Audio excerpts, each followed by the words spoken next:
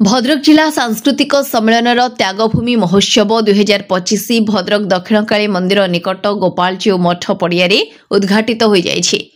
अमर शहीद स्मृति रे रक्ततीर्थ इरमरू एवं शहीद पीठ लुणियारू आसीथिबा मशाल शोभायात्रा को वासुदेवपुर विधायक अशोक दास स्वागत करथिले। त्यागभूमि ये जो कार्यक्रम हाथ को नहीं ये गोटे स्वागत योग्य कार्यक्रम। आमर जो माने ऐतिह्य परंपरा भद्रक जिलार जो माने आमर भारत स्वाधीनता संग्राम रे निज जीवन को बाजी लगे बलिदान दे आज हमको स्वाधीनता आनी देइचंती एवं विभिन्न परंपरा एवं विभिन्न ऐतिह्य भद्रक माटीर कृतित्व ये सबको बजाय रखा जो ये प्रयास जारी रही ये त्यागभूमि समस्त कर्मकर्ता को धन्यवाद दूची। आशा करुच्ची ये कार्यक्रम माध्यम सारा भारत वर्ष गोटे प्रभाव पड़ो एवं भद्रक माटी परिचय स्वतंत्र भाव सृष्टि हम जे कि ये हूँ शहीद माटी एवं ऐतिह्य परंपरार माटी। धन्यवाद देवी जे मोर जो माटी शहीद माने अच्छा श्रद्धांजलि ज्ञापन कर ऐतिह्य परंपरा को उज्जीवित रखापी आज त्यागभूमि तरफ जो प्रयास जारी रही ये गोटे स्वागत योग्य पदक्षेप। तेणु आम समस्ते मिलमिशी आम माटीर ऐतिह्य को बजाय रखापी समस्त सुदृढ़ पदक्षेप होबार आवश्यकता रही। पारंपरिक वाद्य नृत्य सह भद्रक महताब छकरू भव्य शहीद शोभायात्रा सहर परिक्रमा करी महोत्सव स्थल में पहुंचवा परे जिला आरक्षी अधीक्षक मनोज राउतଙ୍କ द्वारा महोत्सव पीठरे मशाल संस्थापन करा जायथिला।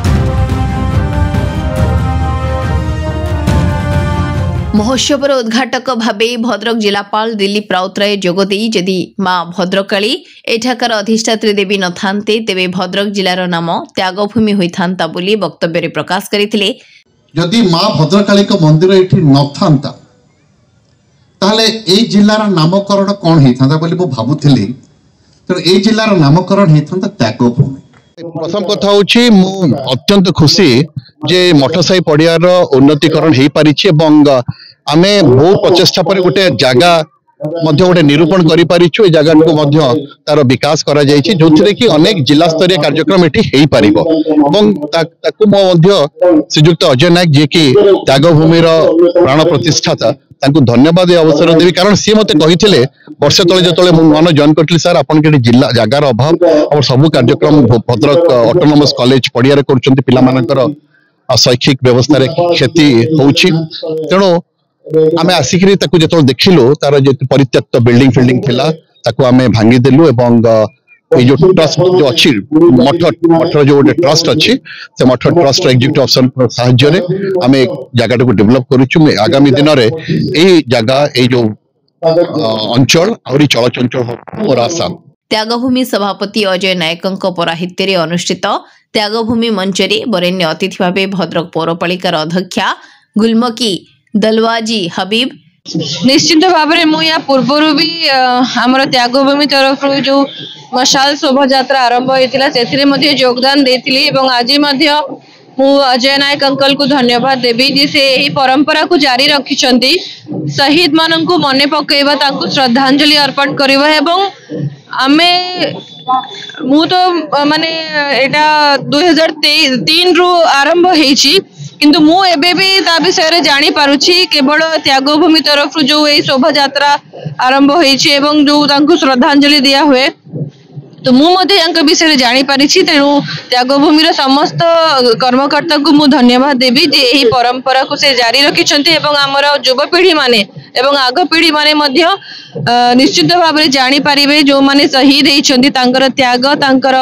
जो बलिदान अछि निश्चित भाव में आम पई बहुत गर्व एवं गौरवर कथा जे एमिति शहीद मान को आमे एही भद्रक माटी रे पाइछु। भद्रक माटी पई से माने निज जीवन मध्ये देइछन्ती तो से मानन को मु श्रद्धांजलि अर्पण करूछि एवं समस्त को पुणी थरे धन्यवाद। विशिष्ट अधिवक्ता दिव्य सिंह नायक जोथि पई गोपबंधु दास जतेबेले रेल रे आसुथिले से तांको बंदे कारार कवितार लिखिछन्ती गाड़ी पहुंचला भद्रखे आसी अति परिचित मोर भद्रखवासी साळंदी कूलरे अटंती से अधिवासी हिंदू मुसलमानकर अभेद सहर जही पाद पड़ी गांधी श्री चैतन्यकर ये हूँ से माटी। जिला कांग्रेस सभापति नलिनीकांत महांती प्रमुख जोगदे सांस्कृतिक और ऐतिहासिक दृष्टिकोण भद्रक त्याग और तितिक्षार तीर्थभूमि शीर्षक वक्तव्य प्रदान करथिले। अध्यापक डॉक्टर विश्वरंजन दास स्वागत भाषण प्रदान करथिबा बेले अधिवक्ता गदाधर बल संपादकीय पाठ करथिले। संगठन संपादक सुधाकर राउत शेष स्पर्श प्रदान करने सह समस्त को धन्यवाद अर्पण करथिले। परिशेष तिहिडी संगीत महाविद्यालय अध्यक्ष सुधांशु नायक और छात्र छात्री सांस्कृतिक कार्यक्रम परिवेषण करथिले।